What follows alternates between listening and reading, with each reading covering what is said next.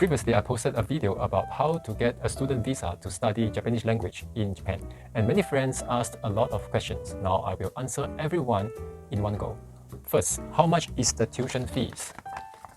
This is the tuition bill I just paid. The tuition fee from the beginning of October 2020 to the end of March 2023 is 323,500 yen. Because of the recent downward trend of the yen and the possibility of a rebound in the future, please learn to use the foreign exchange to evaluate yourself how much is the school fees for half a year.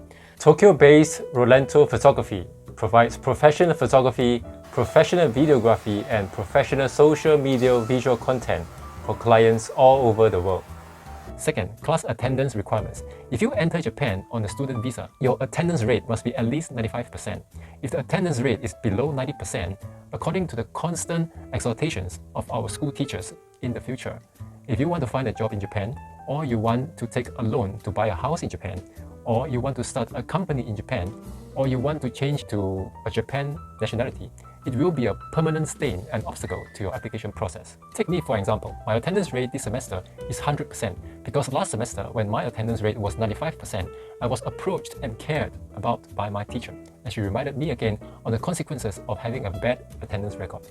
Also, being late within 5 minutes will be considered late. Being late 3 times is considered absence for 1 day. Arriving 5 minutes later is equivalent to missing half a day of class. Japan has high requirements of punctuality, so don't think it's enough to just give a gift to the teacher and everything will be fine. Thirdly, who is suitable for coming to Japan with a student visa?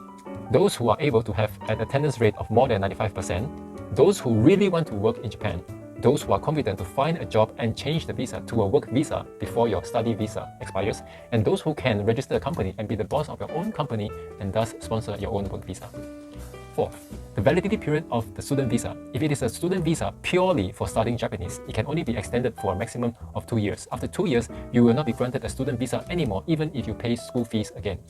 Unless after you finish studying Japanese, you get enrolled into a university, or you do a doctorate, or you go to a specialized technical school, then you may be able to postpone it again. So student visa for Japanese language is at most 2 years. Within that 2 years, you must find a way to change the visa to a work visa or transfer to a higher education institution.